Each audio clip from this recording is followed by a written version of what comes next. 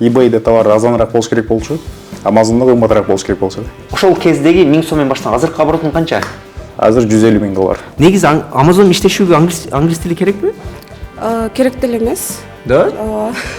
Инфо-цыганствого айланып кеткен учурлар да болот. eBay бул ош базар, Amazon бул ЦУМ. Анан бул балдар тапкан товарлардын баары как раз таки Султанга келип түшөт. Мен $145,000 жооткам да. Мисалы товарды биз $10 алдык, анын үстүнө еще налог кошулат. $250,000 Amazon ичинде калып кетти, блок болуп. Депрессияга нормальный условия создать этилген. Ошол кезде азыркы билимиң болгондо кандай кылмаксың? Жарым жылдын ичинде $1,000,000 миллионер болмокмун.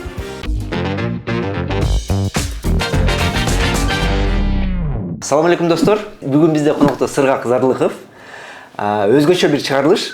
Amazon менен YouTube'дагы жолдорубуздун уйкашканы, кандай параллелдер болгон, кандай тобокелдиктер бар, рисктер бар, ошонун баарын Кудайым буйрса майктешип кетебиз. Кош келиң, Сыргак. Ассаламу алейкум. Кандайсың? Жакшы буйрса. $250,000 жооткандан кийин таң калдым да. Чоң эле рисктүү нерсе экен. Бирок андан алдын эң негизи өзүң жөнүндө айтып берсең. Биринчи өзүмдү тааныштырып кетейин. Атым Сыргак. Өзүм Нарындан чоңойгом. Азыркы учурда 25 жаштамын. И Amazon'ду иштегениме уже 7 жыл болду. Как раз 2016 баштап калдык. Биякта байкебиз досторубуз менен жаңы баштап, где-то 1 жылдай биз үйрөнгөнгө кетти да убакыт. Бир аз иштейт, окшошпой, же товар таба албайбыз. И ошентип үйрөнгөнгө эле 1 жыл убакыт кетти. Анан уже 2017ден баштап потихонечку бир аз акча арыта баштадык. А так өзүм Нарындан чоңойгом. Как раз 11-ди бүтүп, бияка келип, Юракадемия тапшырып, и ошондо уже параллельно Amazon башталып калган. Бул жерде офисиңер? Бул получается средний жал болуп калат. Как раз биякта биз командабыз менен отурабыз. Азыркы учурда биякта 90% команда бар деп койсок болот. Калгандары аутсорсто. Биздин офис как раз таки балдар азыр иштеп чыккан. Тааныштыра кетейин. Бул жакта получается биздин серчер балдар отурат. Серчерлер, алардын жумушу получается бул издеп аткандай товар издейбиз да. Товар карайбыз, то есть товар сравнительно. Amazon'дон мисалы монун басын көрсөң. Бул жакта команда серчеров да? Да. Мисалы бул товар Amazon'дон азыр $36 сатылат экен, а биз поставщиктен карап, канчалык арзан алсак болот, канча ортосунан канча акча табабыз, то есть ушунун баары как раз таки серчерлер кылышат да. Получается, азыркы биякта бизде 4 серчер отурат.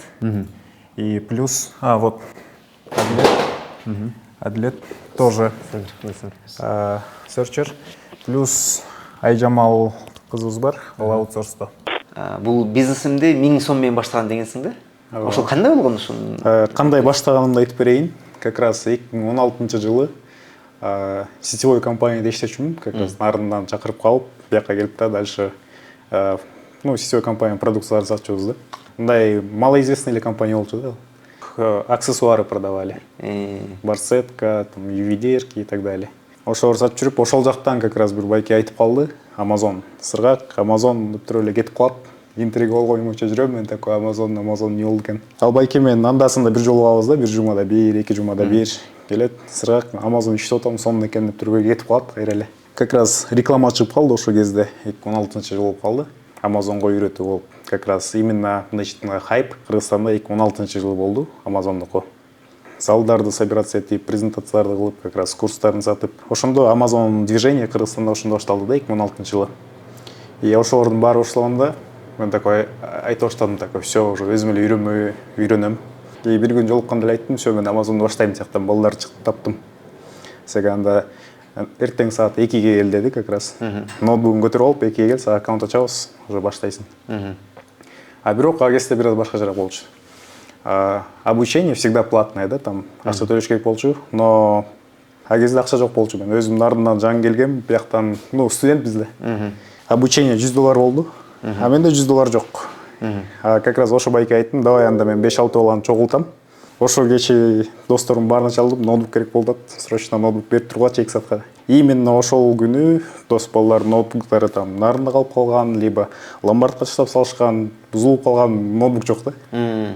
байкеме чалдым, ал досторумду таап бердим. В итоге ноутбукту как раз токмоктон тапкам да. Эртең менен эрте туруп алып, токмокко барып, ноутбук алып, ал ноутбукту да мындай акырын ачып, мындай аккуратно көтөрүш керек болчу да. Муну ачып ийсең там экраны түшпөйдү, короче, сыяктуу болчу да. Сынган ноутбук беле. Бирөөнүкү болгондо дагы. Бирөөнүкү, акырын карап кетиш керек болчу. И келдик, ошо менен отурдук. Amazon аккаунт ачып берди. И товар тапканды көрсөттү. Ал издесе товар табылат, мен издесем вообще табылбайт да. И бир сутка отурдум мындай. Чисто принципка салып, бир сутка отурдум, товар вообще табылган жокмун да. eBay'ге киресиң, миллиард товар бар, Amazon'га киресиң, андан көп товар бар. А бирок именно нужный товар табыш оор болгон да. И 3-4 айдан кийин анан биринчи продажа кылгам да мен, баштагандан кийин. Биринчи продажа деле кандай болгон? Отуруп көп, где-то 300 товар тапкам. Баарын аккаунтка киргизип салдым и продажа жок да, продажа болбойт. Байкеме чалдым, продажа болбойт ат. Сырак күтө тур деп койду. Мен жүрөм күтүп. И 2 күндөн кийин биринчи продажа кетти. И вот как раз 1000 сом бар болчу. 1000 сомдарын Optimaga салдым, eBay'дан товар алдым. Трек номерди койдук, подтверждать этти, кетти товар. А кезде Amazon алгоритмі ушундай болчу, что биринчи товар кеткенден кийин, биринчи товарды подтверждать эткенден кийин, андан уже Amazon аябай заказдар көп бере салчу да. Биринчи товарды подтверждение кылгандан кийин эле уже сразу продажалар кетти. Бир күндө эле $200-300 товар саткам да. Ошол күнү. А менде андай акча жок. И кандай болчу кезде сразу досторумдун баарын чаласың го. 2 жумага акча берип турчу. Канча болсо бере бер, 2 жумадан кийин берем. Анткени Amazon'ун эмес политикасы боюнча 2 жума, каждый 2 жума вывод. Ошентип вот 1000 сомдон башталган. Кандайсыңар? Жакшы. Эстер. Жакшы. Кандай болуп атат жумушуңар? Жакшы, акырман болуп атат. Шүгүр. Бир кыскача айтып көрөсүңөр эмне кылып атканыңарды. Азыр бул жерде мен көргөнүмө караганда, камерага көрсөтүп кетсек болот экен, бул список товаров, да? Список товарлардан маржасы туура чыкса, ошентип вилкаларды издейбиз да. Вилкаларды? На продажу, да. Вилка деген Это вот эмне? когда у поставщика и у нашего листинга совпадает правильная маржа, тогда этот мы товар отбираем, да. Поставщиктер менен биз сүйлөшөбүз. Ал жактан оптовый прайс-листтерди алабыз. Бул прайс-листтердин баарын как раз таки Султанга беребиз. А Султан уже балдарга распределять этип берет да. Биринчи поставщиктер өзүңөр таап аласыңарбы? Поставщиктер боюнча да айтып берем. Анан бул балдар тапкан товарлардын баары как раз таки Султанга келип түшөт. Султан алардын баарын анализировать этет.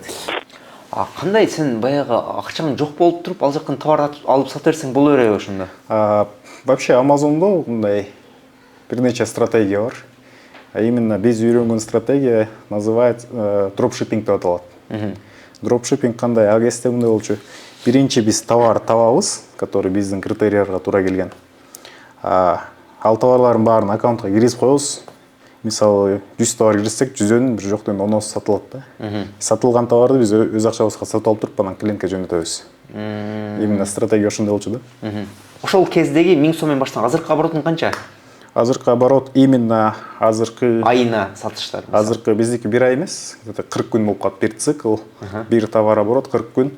Азыр $150,000. Азыр $150,000. Бирок мен эмнеге бул суроону сурап кетким келип атат. 1 жыл алдында эле ушул Amazon боюнча чыгарылыш кылганбыз. Бул жерде өзгөчө рисктер бар экен. Абдан көп окуу жайлар ачылып кеткен, Amazon боюнча акча табыш оңой экен деп айтылган. Анын көп адам ушул курстарга жазылып туруп, көп эле жалобаларды уктук.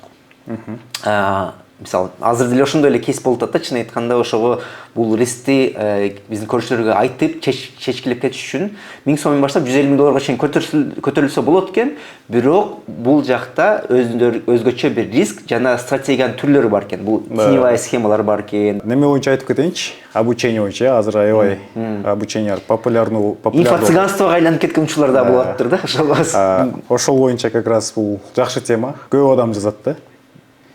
Мен үйрөт, обучение канча турат. И биз деле обучать этип көрдүк. Вот как раз биздин обучение февралда баштаганбыз, проект Gapzone деп. Обученияны көрдүк. Биз өзүбүз бизнес кылган одно, но башка бирөөнү үйрөтүш это бул оор экен да. Такыр башка. Анткени биякта эмне көбүнчөсү бизнес мышлениясы кимде бар болсо, ошонуку бизнес получится да. Ошонуку бизнес окшошот. Көбүнчөсү акасы мындай оңой эле экен бул бизнесте. Келдим, обучение акча төлөдүм, все. Мен уже жарым жыл, бир жылдан уже миллионер болушум керек деген адамдар да көп экен да. Мисалы биз баштаганда деле билип билбей эле баштаганбыз биз деле. Amazon'ду эле уккам мен деле. 2016-жылы биз эч нерсе билчү эмеспиз да. И мага мисалы байкем мындай түшүнүк берген. eBay бул ош базар, Amazon бул ЦУМ. Ош базардан товар алдың, ЦУМга сатасың, короче, түшүндүңбү? Мен түшүндүм, и ошондой эле башталган да. Обучение боюнча айтсак, аябай көп стратегиялар бар. Бул бизнес оңой эмес. Азыркы айтып атат го. Кофейняга отуруп алып, ноутбук менен отуруп иштеп бакчы тапсаң болот депчи. Буга жетсе болот, но не сразу да. Мисалы, Amazon'ду баштаганда деле мен канча жанагы айтып кеттим го. 4 айга чейин акча тапкан жүргөнсүң. 4 ай жөн эле обучение. Ал в общей сложности даже 4 айдагы эмес. Бир жыл айтсам болот да. Анткени 4 айдан кийин мен биринчи продажга чыккам. И баштагандан кийин 2 жумадан мен аккаунтумду бан кылгам да. Анткени мен билген эмесмин. Мени үйрөттү, мен иштедим, короче. Азыркы учурда жаңылгандардын абдан көбү ошол жактан такалып калган окшойт. Азыр жада калса жооп мүмкүнчүлүктөр жаап койгон окшойт Кыргызстанга. Где-то 3 ай болду. Именно Кыргызстанды, Центральный Азиядан Кыргызстанды алып салды да. Кыргызский паспорт менен аккаунт ача алышпай калды. Анткени эмнеге дегенде, кыргыздар аябай вот левый схемалар менен иштей баштады да, Amazon'да. Көп адам дагы как раз таки ушундай схемаларга үйрөтө баштады. Но в общей сложности алсак, көпчүлүк адамдардын вьетнамский флешбек деп коет го. Ошондой болуп калсы да. Көп адам акча жоготушту. Анткени алар өздөрү билген эмес да, что по серой схеме работает.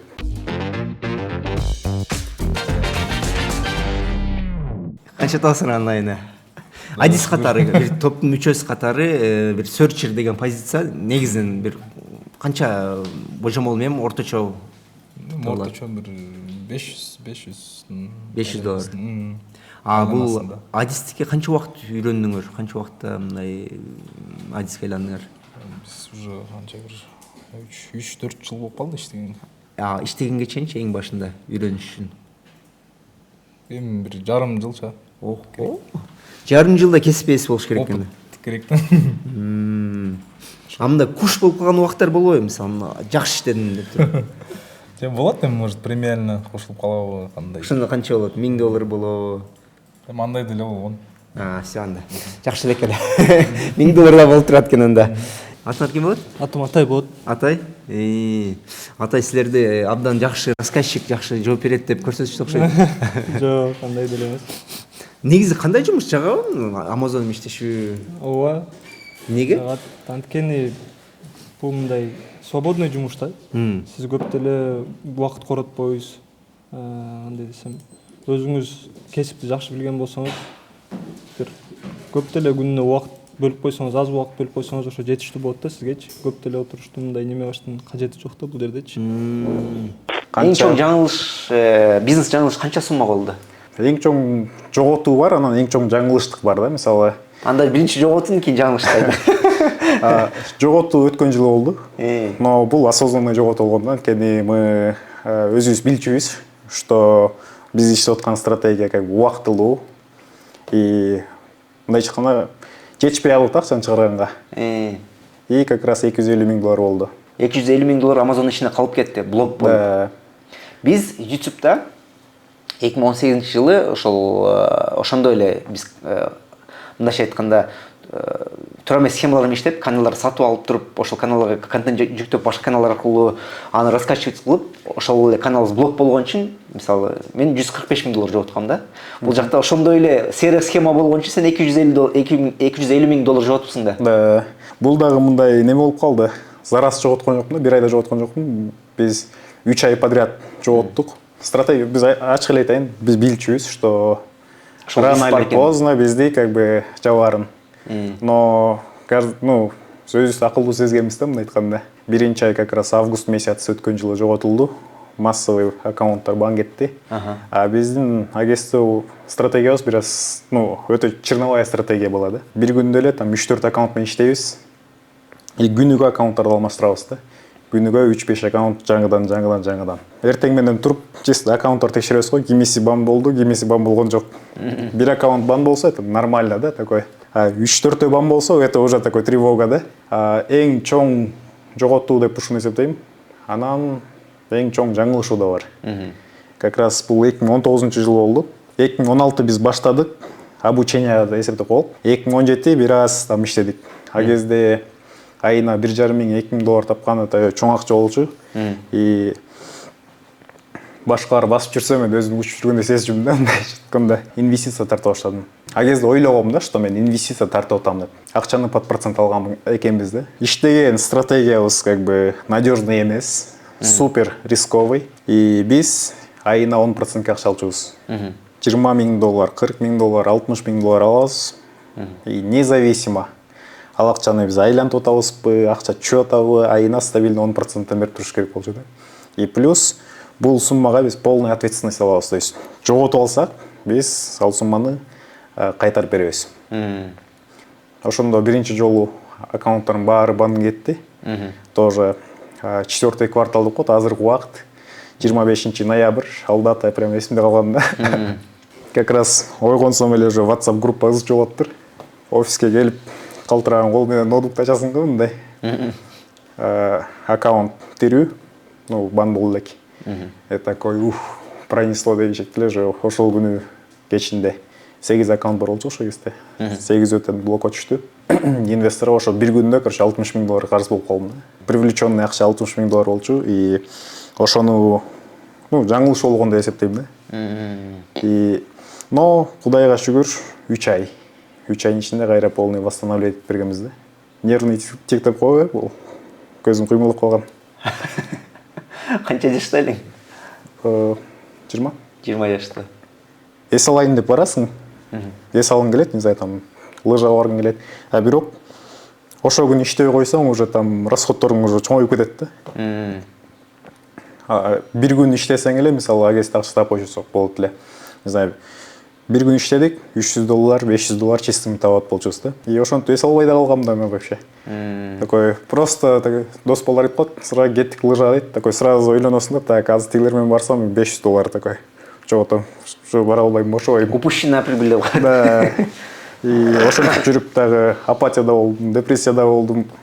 Кандайсыңар? Ассалаумалейкум. Атыңар ким? Султан, биздин атыбыз. Султан.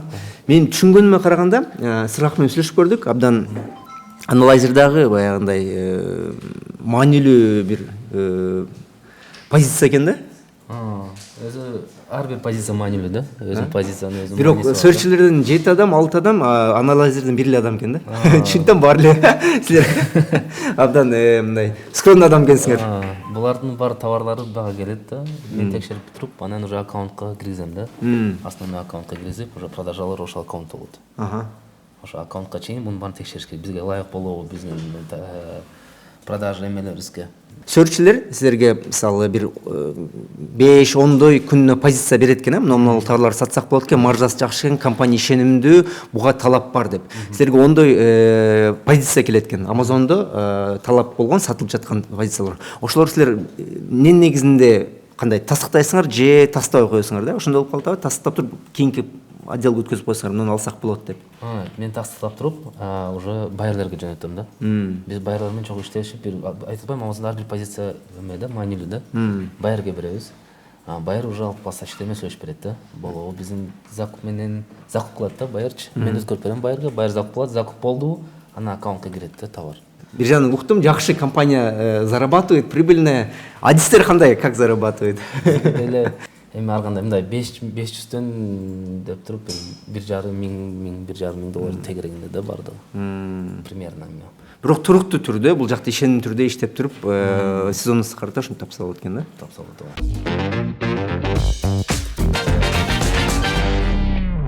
Оюңча, ошол кезде азыркы билимиң болгондо кандай кылмаксың? Жарым жылдын ичинде $1 миллионер болмокмун. Азыркы ой жүгүртүң болгондо, ошол акчалар мененби? Да. Анткени а кезде Amazon азыркыдай капризный эмес болчу да. Amazon'до аябай көп стратегия бар да. Мисалы, дропшиппинг не бул? Орусча айтканда перепродажа товаров, не имея в наличии. Дропшиппинг эле там 3-4 немеси бар, тоже түрү бар. биз билбеген түрлөрү да бар да ал жакта.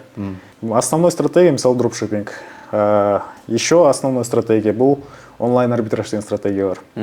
Онлайн арбитраж кандай? Бул ритейл магазиндерден, мисалы Walmart, Target, там Walgreen, Америкада чоң-чоң магазиндер, там мисалы скидка, акция алып калышат. Ошолордон товар оптом сатып алып, по скидке, там по оптовой цене бывает. Аларды Amazon аркылуу уже сатмайды. А дальше мисалы дагы стратегия бар, мисалы private label. Private label бул өзүңүздүн жеке брендиңизди чыгарасыз да. Ал жак мындай айтканда азыркы Wildberries кылып атышпайбы? Ошол тема да. Жанакы флиппинг боюнча мисалы Кыргызстанда адамдар өтө көп экен, которые акчасын жоготушкандар. Алар эмне болуп калган? Amazon'ду до конца изучать этпей туруп, стратегияларды изучать этпей туруп, Amazon деген ушулкен деп түрөлө башташкан да. Бул флиппинг стратегиясы кандай? Amazon'дон Amazon'го да. То есть это как? Amazon'дон товар сатышат, Amazon'дон товар сатып алышат. То есть саткан жерде Amazon, поставщиги дагы Amazon да.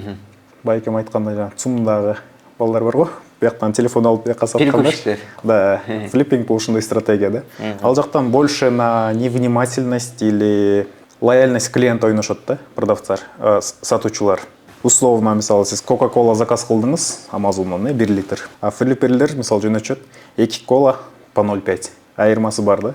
И ошон үчүн алар Amazon аларды жаман көрөт, постоянно блокирует.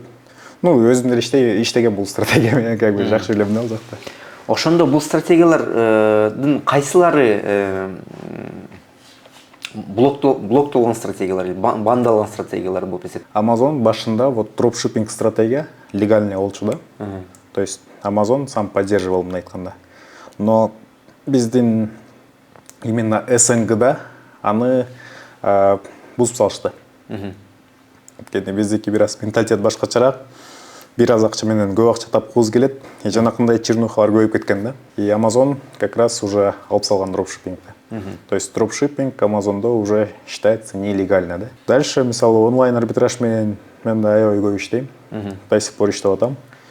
Бирок ал жакта деле бывает там поставщики подводят да. Мисалы, биз товар сатып алдык, но поставщик бизге там контрафактный товар жөнөтүп коюшу мүмкүн да. Биз биякта отурабыз, ал товарды физически текшербейбиз. Ошол боюнча мисалы клиент кетет, клиент жалоба кылат, что товар подделка болуп калды, либо контрафакт болуп калды. Онлайн арбитражда ошондой рисктер бар да. Азыркы иштеп аткан стратегиябыз мисалы биздики wholesale, оптовая продажа либо оптовая торговля деп которуп калсак болот. Бул жакта кандай? Официальный дистрибьюторлор менен либо авторизованный деп коебуз.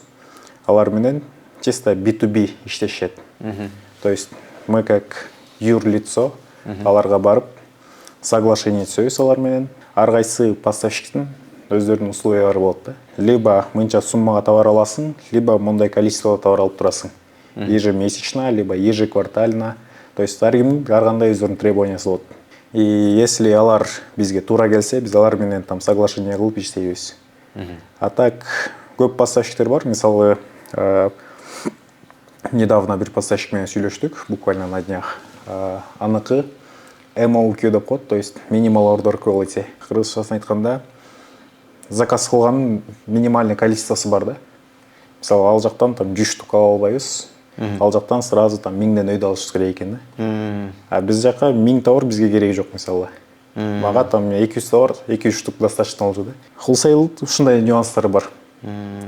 Зато они там өздөрү, если Amazon'дон запрос болуп калса, типа документтерин мол товарга бер деп Amazon сурайт.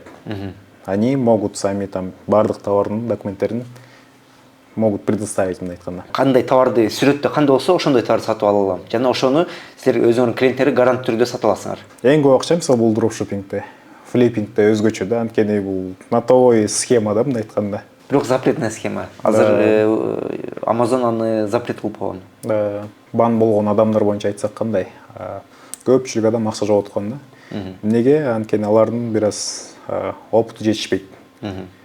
Азыркы күнгө чейин деле балдар бар, флипперлик балдар бар, которые аябай көп акча табышат. И жанакы жаңы баштап аткандар ойлойт экен да, такой, мен сразу эле ошондой болом.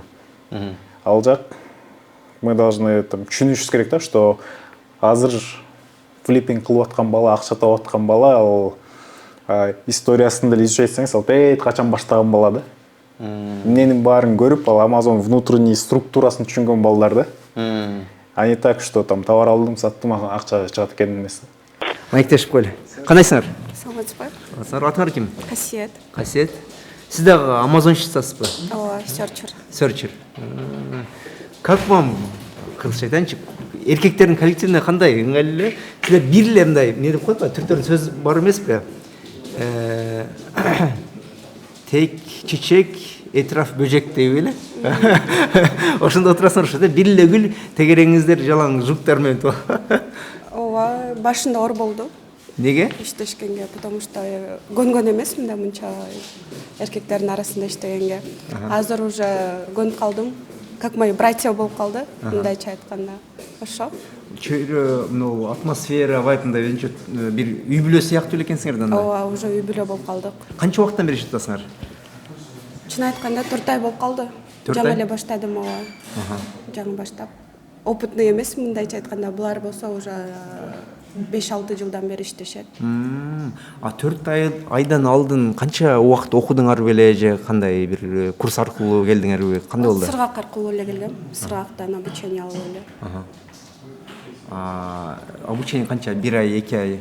Где-то 2 ай болду окшойт да. 2 ай обучение, 4 айдан бери бул жерде иштейсиңер. Окууну бүтүргөнсүңөрбү? Ооба. Кандай? Өзүм кесибим болсо юристмин. Юрист. Негизи Amazon иштешүүгө англис тили керекпи? Керек деле эмес. Да? Ооба. Эмне керек? Кандай билгилер керек? Техникалык сайттарды анализдөө өнөрү керек экен түшүнгөнүм курганда. Бирок Да, отуруп иштеп, мындай эметиш керек да, буга дагы отуруп көнүш керек. Көзүң көнүш керек, колуң көнүш керек буга дагы. анализ дегенге, Анализ, издегенге. да, издегенге. Всё с опытом. Ошо. Аслында мен негедир Amazon дегенде англис тили шарт деп ойлоп жүрөт экен элем. Кантип англис тили? Бирок билесиңер, аз эле билем. Билбеген адам келип иштей алабы? Ооба, иштей алат, биякта переводчик бар да. Переводчик можно сделать. Тилдерин өзгөртүп эле койсо болот. Ооба.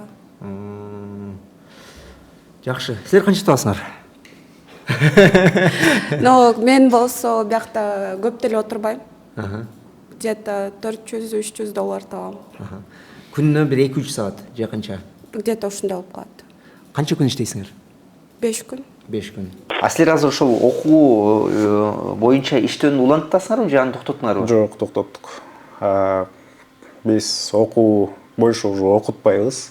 Бизнес өзүбүз кылган это одно, но башка бирөөнү бизнеске үйрөтүш бул оор экен да. Биздики азыркы кылып аткан услугабыз бул бизнес под ключ деп айтып койсок болот да. То есть кандай?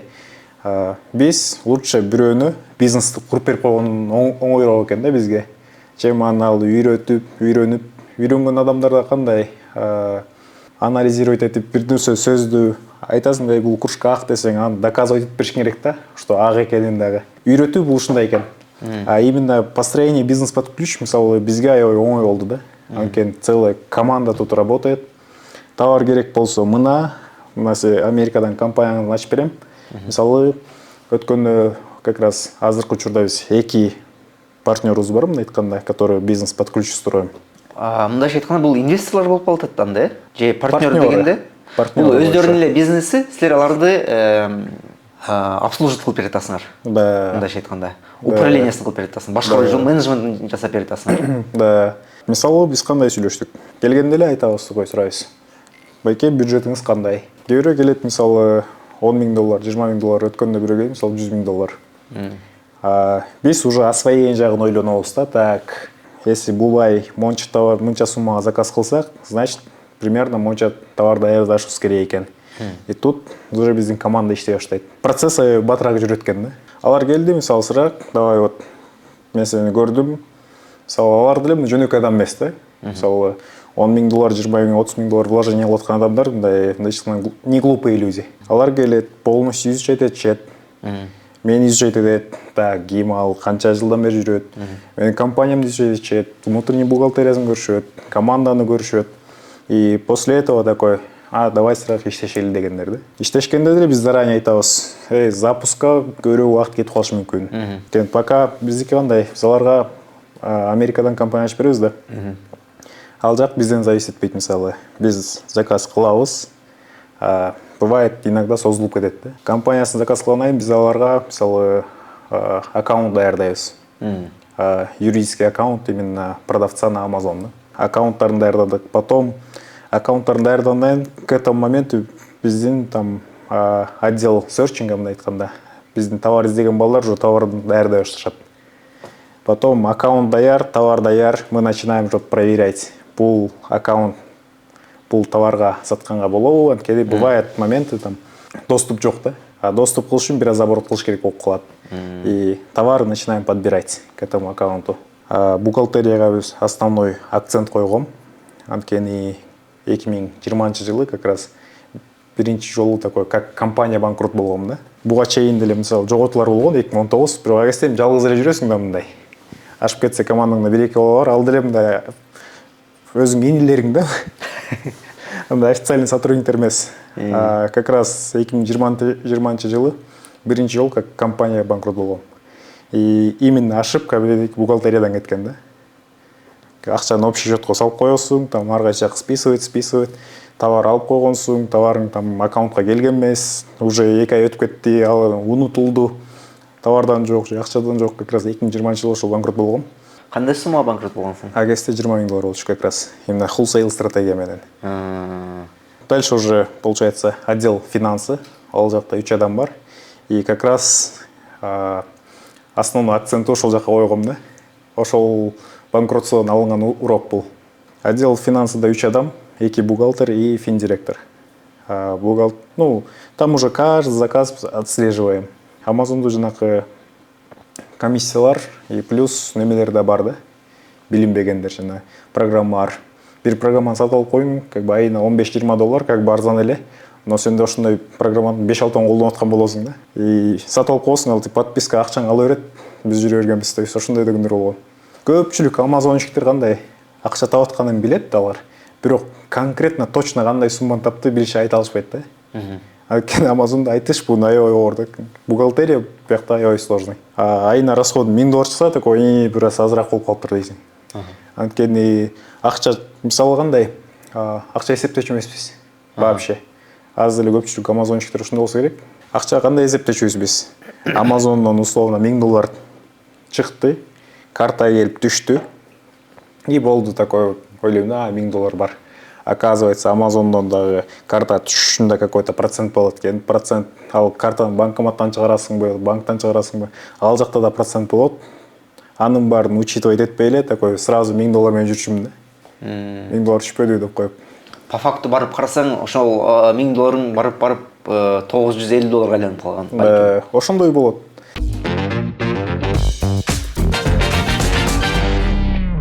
Мисалы, мындай кылып туруп алсак, биздин түшүнбөгөн көрүүчүлөр үчүн балким билбейт, мен деле жакында эле үйрөндүм бул терминди, юнит экономия. Хотя өзүм экономистика окугам, унутуп калгам окшойт. Юнит экономия дегенде эмне болуп калат? Бул себес канча болот, канча акча кошулду, баарын кошкондо канчалык көп сатса канчалык арзаныраак бизге түшөт, ошондой нерселерди. Кыскача бир оюңду айтып кетесиң балким. Юнит экономика бул товардын себестоимости, да, то есть товардын өз баасы. Мисалы, товарды биз $10 алдык, анын үстүнө еще налог кошулат. Ага еще доставка кошулат, обслуживание кошулат, Амазондун проценти кошулат, там обналичивание, там комиссия алынат. То есть ошонун баарын эсептеп туруп, плюс ал жака еще сөрчүлөрдүн эмгегин кошобуз. За каждый товар биз төлөйбүз да. И ошонун баарын чыгарып туруп, бир товардын себестоимостун эсептеген бул бизге юнит экономика да. Ошонун баарын эсептейбиз, бул жактан как раз таки Султан полный эсептеп карап берет. И уже товардын себестоимость, включая труд коллектива, команды, андан тышкары маржасын да кошуп кетесиңерби? Да, маржасын кошулат. Мисалы, товар там өз $10 болду. Бардык расходтор менен мисалы $12-13 чыкты дейлик. Биз аны анализ кылабыз. Канча товар алышыбыз керек? То есть ушул товарга биз канча акча киргизишибиз керек? И сверху канча чистыми таап алабыз. И канча срокто. Ошонун баарын биз бияктан отуруп анализ кылабыз да. Орточо кандай маржа кошосуңар? Өзүңөрдүн бир стандартыңар барбы? 20% маржа ар дайым кошулуш керек же 25тик Да, критерия бар. Мисалы биз 20%тен карайбыз. 20дан ылдый болсо карабайбыз. Кирбейсиңер ал товарга. Ал жака кирбейбиз да. Анткени бир аз демпинг деп коет, ценасын түшүрүп салса эле уже биз такой Минуска иштеп каласың. минус болсо да нолго сатыш керек болуп калат да. Энергия, убакыт тек кеткен болуп Да, калат. просто акчаны заморозка кылып коебуз биз. Ошондой болуу үчүн биз Маанилүү нерсе. 20% фиксированно алабыз, и андан өйдө уже карай беребиз. И вот ошондой товарлар полностью бул жака чөт. Мисалы, мунун баарын анализ кылгандан кийин опасный бренд, то есть бунун баары анализ кылат, өтпөйт. Мисалы, мындай кылалык. Комментарийлеринде опасный бренд деген комментарий. Комментарий. Кошулуп коет экен. Муну конча анализер кылат окшойт, а? Да. Издегенден кийин өзүнүн комментарийлерин кошуп кетет. Аналайзер, мисалы, бул жака уже неметет да, көрдүңүзбү? Проверить это уже там что-то не так, значит, с этим товаром. Не прошел. И почему? Эмнеге өткөн жок, он жазат, короче. Слабый рой, то есть прибыльность аз экен деген. И товар отличается, экинчиси, мисалы. Бул товар өттү. То есть өткөн товар уже сразу автоматом байердин таблицасына чөт да. Дальше, мисалы, өткөн жок, high price, но бул Amazon'да өзүнчө термин бар. Именно Багасы, себеси жогору болуп калат экен анда. Ошол себептен бул өткөн жок. Дальше, мисалы, буну карадык, товар меньше $30 өткөзбөй коюптур. Анткени биз арзан товарлар сатпайбыз да. Там $5, $10 товарлар, жөн эле да, алар. Сатканга жакшы биз 20, 30, $40 үйдө товар сатканга аракет кылабыз. Сенин Instagram аккаунтуңда профит в день $2,5 деп жазылып турат экен. Бул канчалык чындыкка туура келет? Же бул реклама үчүн эле жазып койгонсуңбу? Бул как раз таки флиппинг стратегия боюнча. Ал жакта $2,000 эмес, күнүгө $5,000 тапкан күндөр болгон да. Күнүгө эмес, даже за вечер деп айтсак болот. Бирок ошол акчанын баарын чогултуруп баңгылаганбыз да. Ошо баары бириги банкрот болду дейсиңби? Ошондой болду. Аутсорста иштешкен дагы адамдарыбыз бар. Подрядчиктериңер уже. Да, азыркы учурда мисалы индустар менен пакистанецтер менен да иштешебиз. Бирок аларды мисалы санабаганда да. Алар кандай жумуш кылышат? Алар да байыр катары болуп береби же дизайнерлерби? Жок, алардыкы биздики запрос мындай чыкканда башкача болгон. Биз аларга айтканбыз. Поставщиктерди, интересный, чоң поставщиктерди алар бизге таап, сүйлөшүп, договор түзүп беришет да. Хантерлер экен да? Да. Азыркы учурда аутсорс иштешип аткан адамдарыбыз, Европада адамдар бар, Украинада адамдарыбыз бар. Америка бул сама собой, Америка штаттардан бөлүп калганбыз. Вот ошол мамлекеттер экен, Америка, Европа, Украина, юристибиз бар Турцияда. Ушул учурга чейин иштеп келген тажрыйбаң алкагында эң көп бир күндө канча тапкан болчуң? $5,000. $5,000. 5,000 эмес, 6,000. Чистая прибыль, Чистая прибыль. Кайсы оборот менен жүргөндө тапкансың бул 5,000? Ал жакта кандай болчу? Опять же, схема да, бул мындай айтканда я не горжусь этим дегенде. Анткени бул схема болду. И кандай схема менен тапкан акча деле мындай, я не знаю, как это работает. Магия, да, буйрбайт экен, по-любому. Кстати, да, еще кызык момент бар. Бизде компаниябызда внутренний отдельный аккаунт бар. Отдельный аккаунт болгонгандай ал биздин сотрудниктер, бизде иштеген сотрудниктер, алар мисалы өздөрүнүн акчасын эле биздин компанияга инвестиция кылып коюшат да. Ал жак мисалы, алардыкы акча көп деле эмес. Мисалы $1,000, $2,000 там инвестиция кылып коюшат биздин эле компанияга. И ал жак өзүнчө да, өзүнчө аккаунт, өзүнчө компания, өзүнчө товарлар, ал жак өзүнчө акча айлана берет. И дивиденды получает. Плюс там у них оклад, дивиденды и KPI. И ушунун баарын венерайт этип чыккан, это ол опыт менен болду да баары. Мен эми түшүндүм окшойт, достор. Эмнеге сыргак Amazon'догу жумушубуз бул толугу менен аналитикалык жумуш дегенчи. Көрсө, ар бир позициянын жумушу негизи аналитика менен байланыштуу экен да. Бааларды, талапты, сапатыны, рынок кандай өзгөрүп атат. жада калса финал делим деле. Так. Командаң менен таанышып кеттик. Бул жакта биздин көрүүчүлөр толук мен мисалы мен деле канча күндөр бери сүйлөшүп атабыз. Толук мен дагы түшүнүп алган жокмун, бирок муну абдан кызыгып бул Amazon менен иштешем, онлайн саудагерчилик менен иштешем, ушул жак кызыгам дегендер негизи изилдегендер таба алса керек. Мага бул жак кызык болду. Командаң менен кантип иштешесиң? Кандай тим билдингдер кыласыңар? Кантип мотивация кыласың? Акча да деген акча да. Андан тышкары дагы нерсе болсо керек. Ну, собраниялар болуп турат. А так тимбилдинг кеми кыла баштайбыз. Тимбилдинг, ну, кыла баштайбыз. А так бардык команданын процесси менен как раз таки вот Рахат байке управлять этет. Азыр достор, баса бул жакта айтып кетейин. Сыргадан тышкары операционный директор или исполнительный директор? Рахат мырза менен дагы сүйлөшүп коелу азыр, ысыгында. Рахат мырза бул компанияда аткаруучу же операциондук директор деп билем сизди. Кандайсың? Жана андан тышкары сизде абдан жакшы талант менеджер, HR менеджер жагынан да күчтүү деди. Сиз айтып берсеңер болот экен компаниянын команда менен кандай иштешесиңер, кандай түрдө адамдар тандайсыңар же чакырып кетесиңер жана кантип компания ишин иштешип кетесиңер? Компьютерге жакыныраак кишилерди издеш керек. Компьютерге жакыныраак. Эң биринчи суроо, мисалы үчүн балдарды тандасак, биринчи суроо деген сен кайсы оюн ойнойсуң компьютердечи? Додо ойнойсуңбу? Же Counter Strike ойнойсуңбу? Эмне ойнойсуң? Ушул компьютерге жакын киши болсо ошол отура алат да. Анткени ал деген компьютерде эртеден кечке отурат да. Анан компьютерге көнбөгөн киши, мисалы үчүн машина айдап жүргөн киши же ошол кишилер алар ага отура алышпайт да. Бул эң биринчи тандагандачы. Бирок бул биздин командабыз, бул уже текшерилген карышкалар да. Уже чогуу иштегенибизге көп жыл болду уже. Ушул команданы чогултканга биз менин ишимен, мисалы үчүн менин ишимен 100 киши, 150 киши өттү. Ошонун баарында ошо калганы ушул болду. Биздики ошо бир маалда командабыз 20 кишиге чейин болчу, анан кичине азайып өдөлдүү болуп, анан ушундай калганы ушу выжимка деген ушулар да. Уже заиди кеткен жигиттер ушулар болду да. Мисалы азыр Wildberries, Ozon, AliExpress, жөн эле офлайн саудагерчиликтер бар. Эмнеге Amazonго? Муну айтканда свобода ошол эле үчүн да. Анткени бул деген мурун мечта болчу да, отуруп компьютерден отуруп эле акча тапмайчы. Азыр ушу ишибиз ушундай болуп калды, уже анан эң башында кимде эч кимде ойгон эмес, ушунча көп киши болуп калат деп, ушунча иштебиз депчи. Эң мурун мечта эле болчу, жана компьютерден отуруп эле акча табайын деп эле. Ошентип кичине $1000, $2000 таап баштап, андан кийин уже командасыз болбой калды иш. Андан кийин команда табыш керек, андан кийин уже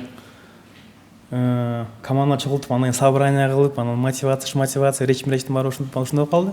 Ушундай болуп келдик. Айла жоктун уюштуруучулук, башкаруучулукту үйрөнө баштадым дейсиң. Ооба, айтпаңыз. Айла жок. Бирок анан бир жерде жагып калды ошочу. Призвание ошол жактан таап алдык. Жагышы бирок, ошентип келип калдык ошол жака. Силер именно ушул сыргак менен бирге канча убакыттан бери иштейсиңер?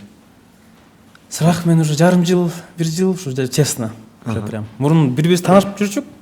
Мындай силдеп жүрчүк. Кандайсыңар там? Жумуш боюнча кичине секреттерди айтып, ачыкчы. Акыркы ушу жарым жыл, бир жыл уже тесно иштеп атабыз. Ушу партнер катары уже бизге кадимкидей жардам берип, меники могу бар, тигинде могу бар, давай деп эле ушинтип эле. Тажрыйба кимдики көбүрөөк? Силердики же сыргактыкы? Ну, экспертиза ар кандай да. Мисалы үчүн меники больше мындай карасак, көбүнчө даже мурунку иштеп атканда эле больше мен тиги кадрларга упор берчүмүн да, системага, анан порядок болуш үчүнгөчү. Бунуку чисто топить немеге, скоростькачы. А биздики больше качественно, красиво, четко болгонго ошондой упор кылганбыз да. Ошон үчүн биздики экспертиза ар кандай да. Ошон үчүн чогуу иштесек азыр күчтүү болобуз. Эффективдүүрөөк болуп. Мен өз жагымды кылып атам, бул өз жагын кылып атат, анан бири-бирибизди команда кылып вперед атабыз. Жыйынтыкта көрүп атасыңар ошол эффективдүүлүк көтөрүлдүбү бирге иштегендерден баштап? Ооба, күч көбөйдү. Пландар кандай болуп атат эми?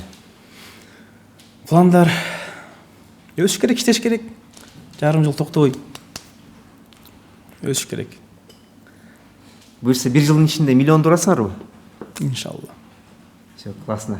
Укан жарышы 2,5 деген миллион, 2,5 миллион экен эле, бирок миллионду точно урсаңар, Кыргызстан үчүн, Amazon компаниялар үчүн сонун эле көрсөтүш дейм. Не деп коет эле баягы чакан компаниялар. Бул азырынча чакансыңар да, бирок буюрса максаттар чоң окшойт. Же азыр уже чакан эмеспи? Негизи ушу биздин командага ушу миллион деген бул, в принципе, на все 100% иштете албайбыз да командабыздычы. Анткени бул команда андан көпкө даяр да. Негизи то, что азыр курулганчы. просто бизден эле зависит этет. Канча батыраак иштесек, канча реакция реактивный болсок, ошондон зависит этет. Так миллиондон көпкө деле даярбыз иншалла. Рахмат.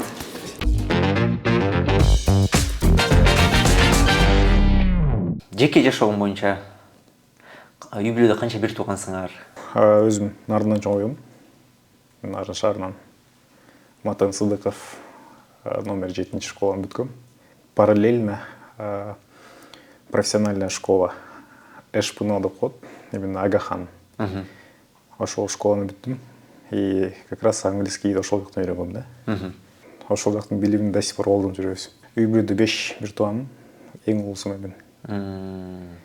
Мага жаккан сабактарды окучумун да.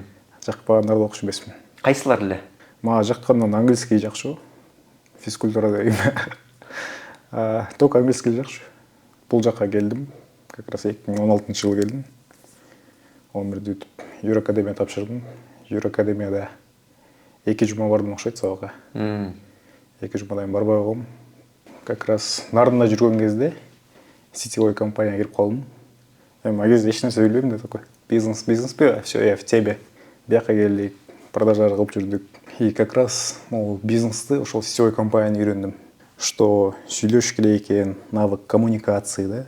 Булар сетевой маркетингдеги компанияларда эң көп өнүктүргөн нерсе soft skill'дерди, сону үйрөтөт. Да, ошол жак аябай жардам берди да.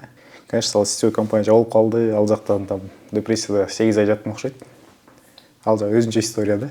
Плюс параллельно Amazon башталды, Amazon аккаунттарда бам болуп калган. Короче, депрессияга нормальный условия создать этилген да. И вот 8 ай жаткам. Папам айтып калды. Папам поддержка берген да, мындай айтканда, морально. Жашоодо мындай боло берет, өйдө ылдый болот, мындай кылба, там, не знаю, жата бербе. Это был сеники только начало. Бир жолу айтты, не дейсиң, 2 жолу айтты, не дейсиң. Но уже постоянно айтып, что уже такой жакпай баштайт экен. Бир жолу отуруп айтып калды, как раз чай ичип отурганбыз Нарында үйдө. Баягы советтер да, который буга чейин уже толтура жолу уккам.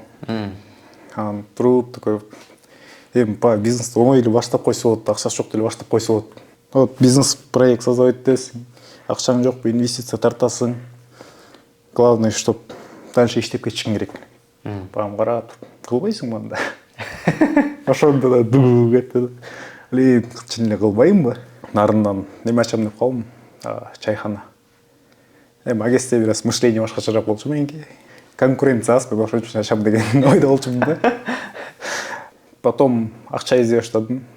Бизнес-план жанагы PowerPoint-ке неме жазып алгам. Бизнес-план составлять болгом. Кафе, монча, квадратный метр, чайхана. Неге кафе дегенге да ответим бар болчу, мен өзүм официант болуп иштегем. Баарын билем такой. Ключевой фактор, у меня есть опыт. Да, у меня есть опыт в ресторанной сфере, да, такой. Ойлонуп баштадым, так, эми акча табыш керек. Вот бизнес-план даяр, чайхана ачам, болду бизнес-план. Ат коюп, интернеттен логотип жазып алгам, баары даяр да. Теперь акча табыш керек. Бар жок даяр, акча жок деген. Эми акча табыш керек болуп калды. Анан агес жанакы Инстаграм деле азыркыдай популярный эмес болчу да. Лалафо чыгарып койдум объявление. Ищу партнера, короче, в ресторанной сфере, там есть готовый проект, текстер бар жазып алганбыз. Адамдар чыга баштады. Мен Нарында жүрөм, өзүм такой жатам. Алло, здравствуйте, я вот по объявлению звоню. Какой у вас проект, что нужно делать? Да. Нормально, целевой адамдар жазат да. И такой, все, хорошо. Встреча назначена, Бишкекке урган боюнча келем бияка. Мени көргөндө эле такой, пацанчик да, мындай айтканда. Алардын көзүнчө. Алардын көзүнчө. Ошо 24 встреча өткөздүм ошондой. Лалафон толтуруп салгам, мен ар кайсы объявление чыгарыпчы. Еще партнера там и 24 адам менен жолукканда деле кандай, каждый раз там исправляться деп өткөзүң да. Так, буну айтыш керек экен, буну мындай кылып айтыш керек экен. Мону вообще алып салыш керек экен. Буну билип алыш керек экен деп такой өзүм biraz улучшение башталат экен. Өзүм улучшаться ете баштадым. А менин проектим уже башында чайхана болчу, уже немеге түшүптү, шаурма ачып калды да.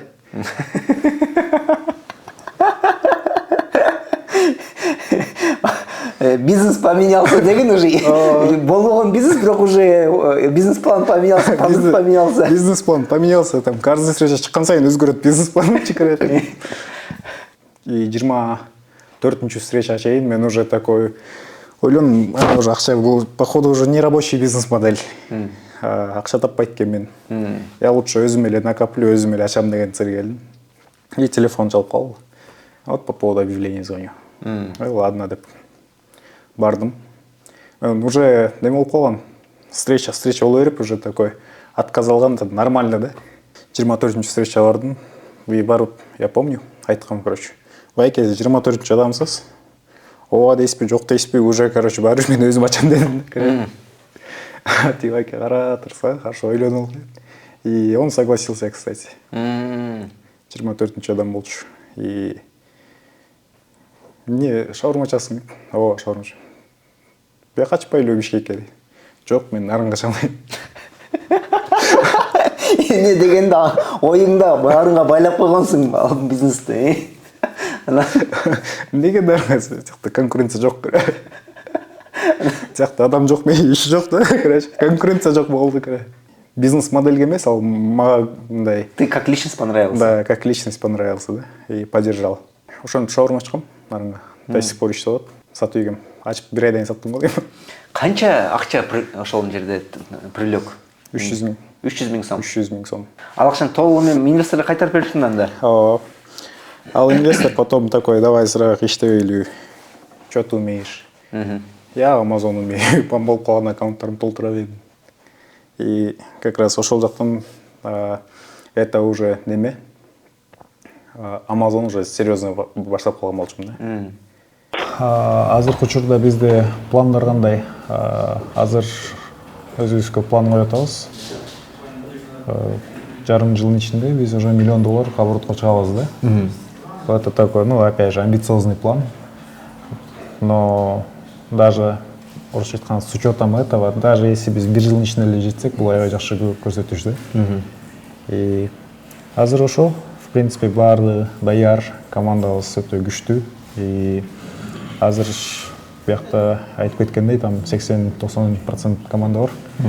Калгандары аутсорстоо. Азыркы учурда да бир отдел куруп атабыз. Это бул мен үчүн да жаңы опыт. Именно отдел полностью удаленно иштеген отдел куруп атабыз. Чтобы, ну, орысча айтканда, отдел по работе с поставщиками, да? Чтоб тигил жактан американецтер, пакистанецтер отуруп алып, бизге уже дистрибьюторлор менен договор түшөт да.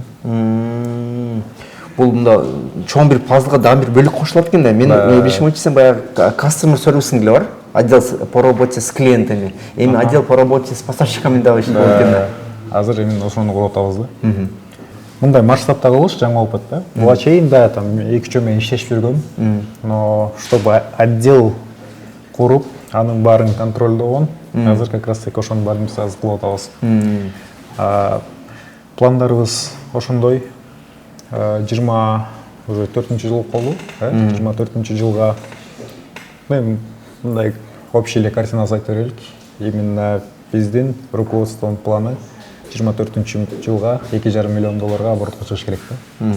Это 24 жылдын аягына чейин да. Это считай, что почти 25 болуп калат. Биздин видение ушундай.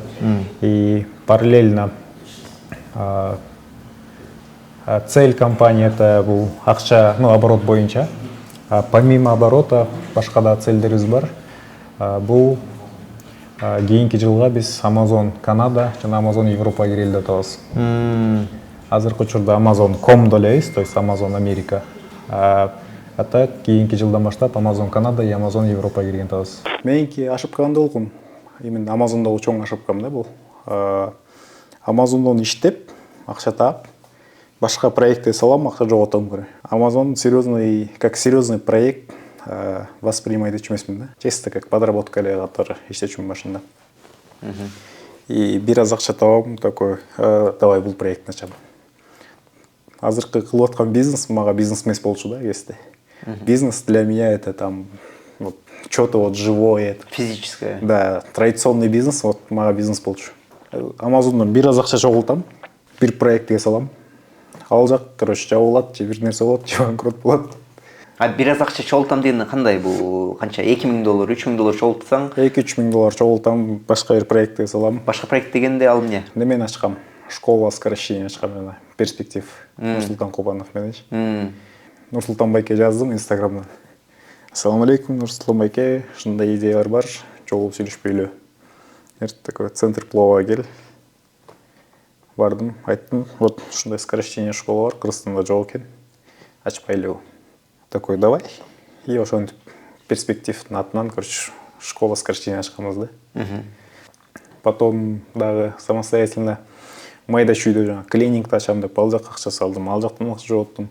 Сен ушул учурда мына бизнестерди ачып, партнерстволор кылып аткан кезде Amazon'да иштеп аткан болчуң да? Бул жактан акча таап аткансың, бирок параллельно өзүң курстарды окуп, ошол нерселерди ачам деп жүрөсүң. Айтпайм, Amazon несерьезно болчу да.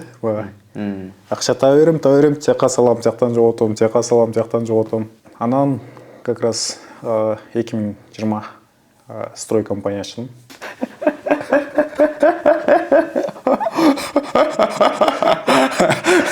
Amazon'dan тапкан акчаларыңа строй компанияга чейин жеттиң. Анан Частные дома под ключ. канча акча менен баштадың аны? Баштаганда эле 300 миң иштагам да мындай. 300 миң сомбу? 300 миң сом, это офиске эле мындай эле. Потом уже башталды там архитектор, кандай менеджер по продажам, отдел продаж коюш керек болуп калды, отдел маркетинга коюш керек болуп калды. И бир байке алып калды, такой стройканы жакшы билем. А такой все, анда мен полностью жазап берем, сиз мен объект таап берсем сиз кура аласызбы? Ооба, кура алам. И ал жактан көп акча жоготтум. Канча жоготтуң ал жактан? Ал жактан бир миллиондон көбүрөөк кетип калды. И то это с учетом жанагы неме расходторду эсептебегенде да. Это офис, ошону эсептегенде эле уже миллиондон көп кетип калган. Өзүбүздүн акчабыз деле жок, просто такой рынокты көрөлү дегенбиз да. И аябай көп предложение чыга баштады такой. WhatsApp'та ачсаң, там SMS-тер аябай көп да. Спрос бар экен эле да. Спрос реализациясы оңой эмес окшойт да. Реализациясы там ал жактан уже вопростор кетип калды да. Ал жак не болуп калды? Как раз меники ал жакта эле кылып кетмекмин. Просто именно тот момент Amazon аккаунттарым бам болуп, финансирование токтобой баштады да. И там стройкада кажется цикл долгий экен да. Что бир адам менен контракт түзүш үчүн эле там 3 ай кетет да. Ошо потом уже реальный объект чыкты. И я такой уже думаю, блин, взяться, не взяться. Ал жактан бир аз Amazon уже тяжко болуп баштаган болсо, аябай тяжко болуп калган болчу. Я такой, ладно, откажусь. Ал жакта болгон. Постройка частных домов деп кыйналбай эле, может, ремонт эле кылып койбоймунбу деген ойлор кеткен да. Ремонт под ключ деп. Ремонт под ключ. Ну, кылдык ал жакта деле.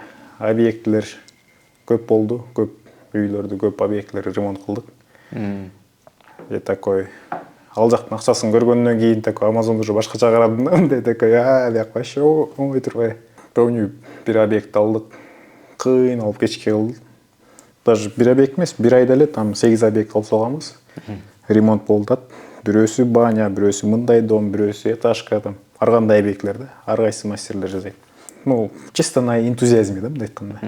И баардын акчасын берип таратып берип келген айына бир айда эсептеп көрсөм 20 миң сом таптым да. Туруп ойлодум, ушунчанын баарын мен Amazon'дон ал акчаны бир күндө болсо да, хотя бир жумада точно үйдө жаттап аласың да. Потом уже Amazon уже более серьезное отношение башталган. Буга чейин уже мен башым ордуна келди, такой дос болдарды, Amazon'дон эле иштечи сен деп атасың. И Amazon уже миллионерлер пайда боло баштады. Мен такой ойлондум, ё-моё, жөн эле Amazon'да жүрө бербей.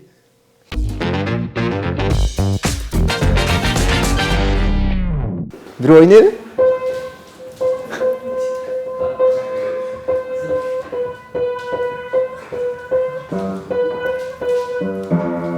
Ойношту билбейм, бирок жөн эле карап көргөндөн.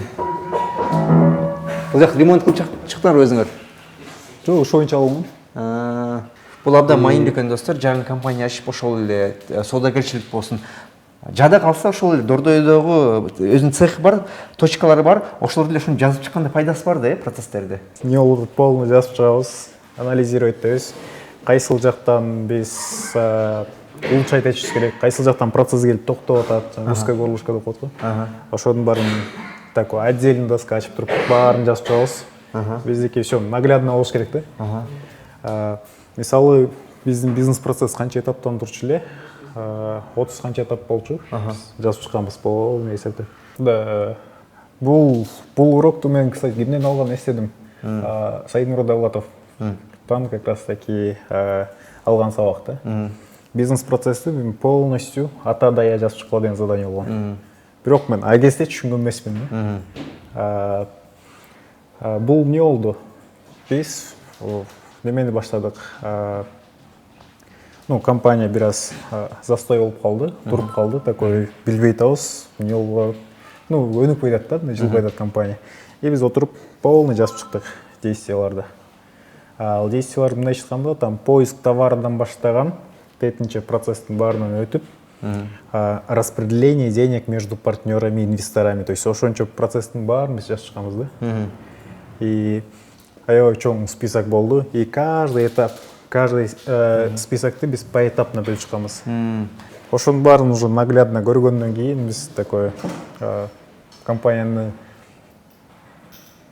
астыга түртүп кетиш аябай оңой болгон да. Бул пайдалуу неме экен, лайфхак же инсайт болуп калабы для компании. Эгер жылышты сезбей атсаңар, ошол эмне үчүн себепти табыш үчүн жиликтеп чыгыш керек экен, бизнес процесстерди жазып чыгыш керек экен анда. Ошондо билинет кайсы жерде затыктар бар, такалып турган жерлерди ошол жерде күчөтүшүбүз керек экен, же ошол жерге кошумча адис алышыбыз керек бекен, же адиссиз күчөтүшүбүз керек экен, ошол үчүн жакшы инструмент окшойт. Биздики бизнес случайством не болгон, биз поставщиктерди өзгөртүшүбүз керек болуп калган да. Анткени биздин баардык процесс келип туруп поставщиктер келип такалып калган да. Поставщиктер капризничать этчи, там условиялары башкача. Биз алардан товар ала албай кыйналып эле, там баардык процесс токтоп аткан болчу. И ошол процесстин баарын көрүп туруп такой, все, ал поставщиктер менен иштешпейбиз анда. Всех поставщиков увольняем дедиңби? Да. Всех меняем. Достор, Цукерберг, Джобс. Бул баягы жуксун деген мааниде да, энергетикасы. Ну, а кезде типа идея неме болчу. Больше такое восхищение было. А эмнеге Безос жок? Ошо Безос, ошо билбейм, ошол эмнеге жок. Же биз и так өзүбүз Безос деп атат. Оюмча Безос да илип коюш керек экен бул жердечи. Ал дагы ошондой эле ушул эле уровендеги адам го азыр. Ооба. Чамбасам. Amazon негизи Канча 2017 алсак керек эле ошондон бери.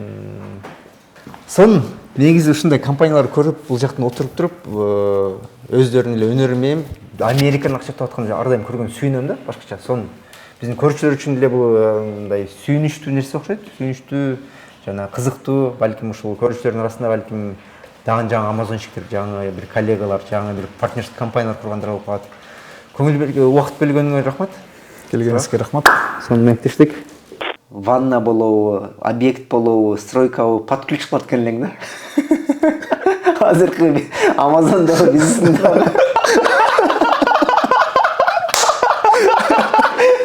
под ключ болот экен да. Аз да бизнес под ключ куратабыз. Бирок бул жакта тажрыйбаң бар. Мурда кылып аткан бизнес Amazon'догу вообще башкача болчу. Я азыр кылып аткан бизнесибиз, мисалы, системно өтө башкача да. Бул айтсам болот, что бул биздин достижениябыз да. Азыркы биз кылып аткан система, азыркы биз келген азыркы биз кылып аткан результат, это чисто кровью и потом келген нерсе да. Бул стратегияны кылып көрөсүң, ал жактан такой бир плюс табасың, экинчи стратегияны кылып көрөсүң, ал жактан башка плюсун аласың. И баарын изучать этип туруп, именно биздики задача турган стойкий бизнес-модель куруш керек болчу да бизде. Чтоб биз в последующем аны масштабировать этишибиз керек болчу, развивать этишибиз керек болчу. дропшиппингти развивать этип көргөнбүз. Бирок ал жактан там внезапный эле бан такой любой момент компания как бы банкрот болуп калат эле да. Ал жакта чоңойтулган жокпуз. Именно азыркы биз кылып аткан стратегия, мисалы wholesale азыркы эле бар командабыз менен биз 2-3 миллион долларды айланта алабыз да.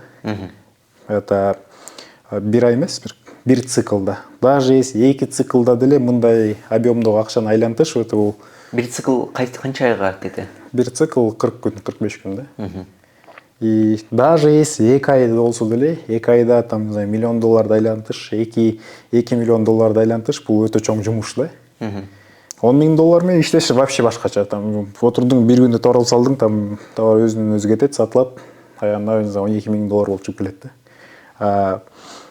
100 миң доллар менен иштеген өтө башкача экен да. Мисалы системно иштеген. Анын баарын отслеживать этип, и биздики команда ошондой болуп туруп, уже өзүнөн өзү система чогулду, өзүнөн өзү, короче, структура пайда болду, потом мы начали докручивать. И азыркы бар система келип чыкты да. И жанакы бизнес под ключ боюнча айтып атпайсызбы? Баарын под ключ кылып кезиксеңдер. Буга кандай келип калдык? Жана башында айткандай эле биз февральда обучение менен начали заниматься. Обучениядан көрдүк да.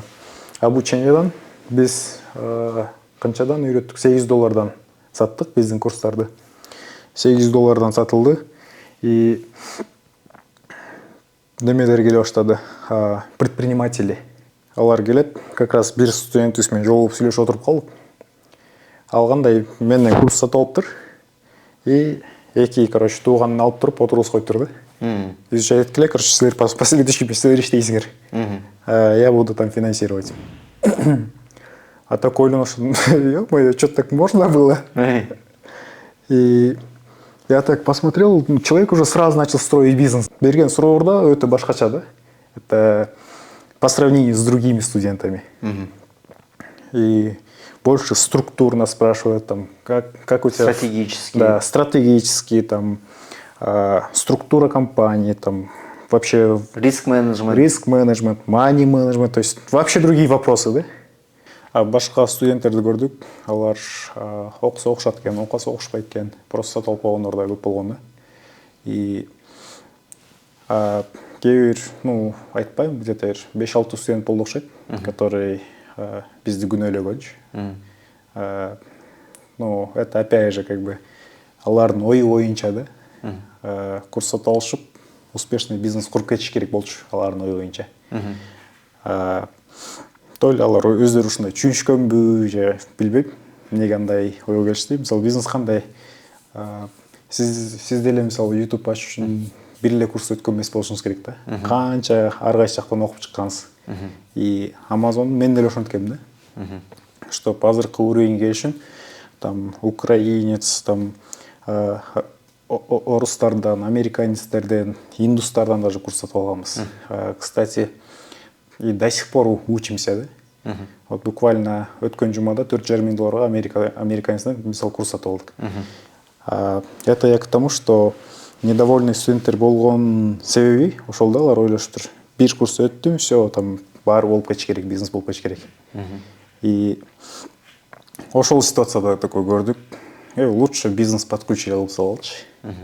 Нормальный, адекватный, предпринимательский мышлениясы менен бар адам, который делегировать эткенди билген адам.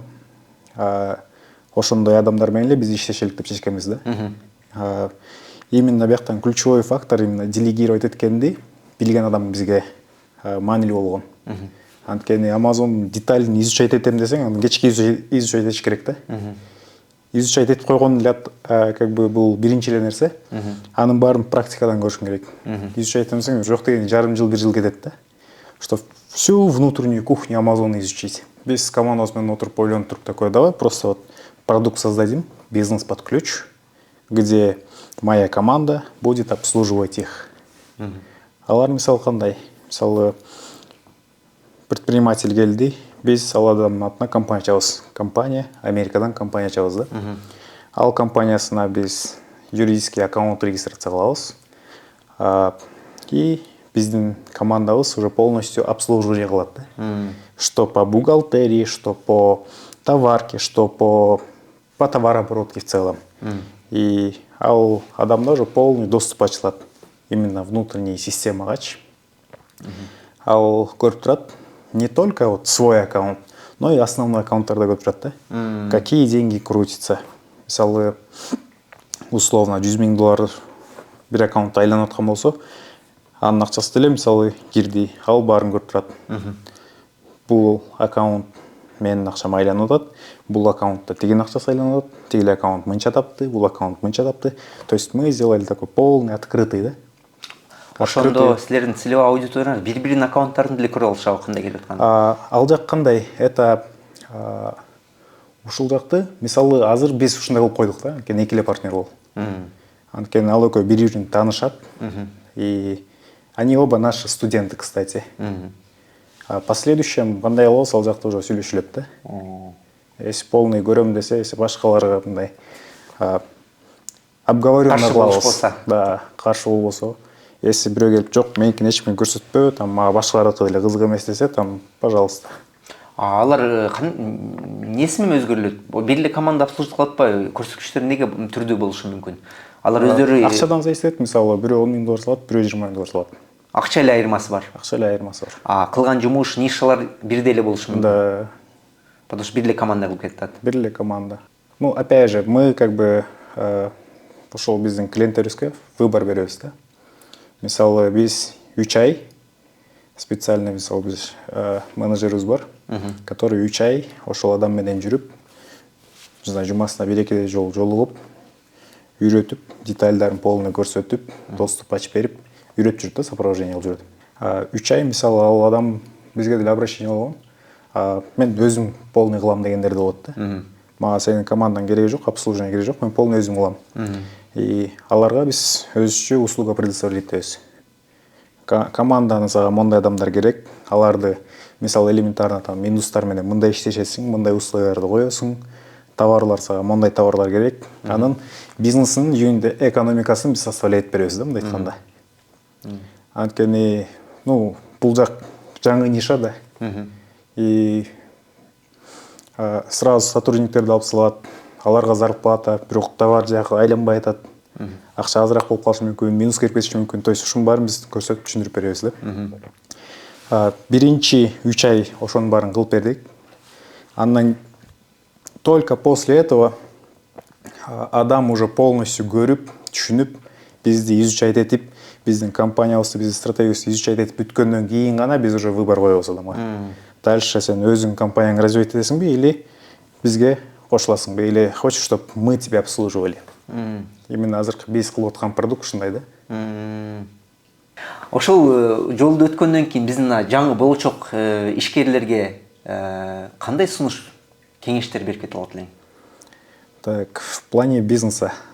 В плане бизнеса и ментального здоровья деп коелу. Эмне дегенде аң сезим түзмө-түз бизнеске да таасири бар экен да. Ну, меники совет для молодых деп болот го, именно. Для начинающих, да. Для продолжающих бизнесменов. Да. Ну, для начинающих айтайын, там өзүм деле муш деп эсептейм. Бир нишаны алып, ошону до конца развивать этиш керек да. Бул чисто менин ошибкам, который бул айтып аткан советимди мен өзүм жашоомдон өткөм. И ар кайсы жака фокус, ар кайсы жака фокустарды кетире бербеңиздер. Анткени бир бизнести кылып атсаң, башка бирөөнүн бизнеси аябай оңой көрүнөт, аябай жеңил сезилет, аябай заманча боло берет, но бир бизнес кылып атасызбы, ошону до конца өнүктүрүп, чоң компания кылып салса болот. Сонун сөздөр. Мен сыргакты толуктап кетейин. Достор, эң негизгиси биз баарыбыз эле түшүнөбүз, кандай иш кылбасак, эң биринчиси ал иш өзүбүзгө жагыш керек. Бул икигай маселесине келет. Өзүгө жаккан, өзү кыла алган, ал кылган нерсе өз үчүн акча таба алган жана коомго керектүү нерсе болсо, биз икигай тапкан болобуз. Икигай тапкандан кийин фокус керек, достор. Эң негизгиси фокус.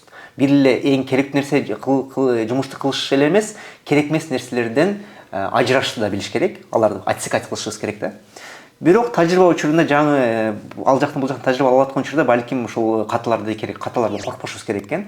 Каталардын эң негизгиси баасыны бир аз түшүргөнү жана каталар аркылуу сабак алганды үйрөнсөк эле, Кудай буйрса ишибиз, өз жакшы көргөн ишибиз алдыга жылышы мажбур нерсе болуп калат окшойт. Мажбур деп түрктөр эле айтат. Кыргызчасында мындай сөз барбы жокпу билбейм. Мажбурдуу бир нерсе, бул зарылдуу бир нерсеге айланат. Amazon'ga kirgen uçurdadan bir akça emas, özgü jakkan üçün kirsek, ulanısı şu жаңылыштар менен bir öz küçötüp ketsek, berekesi kilet okşaydı. Son maytışıp kettik. Çoğun rahmat. Kelgeniңе рахмат. Опа!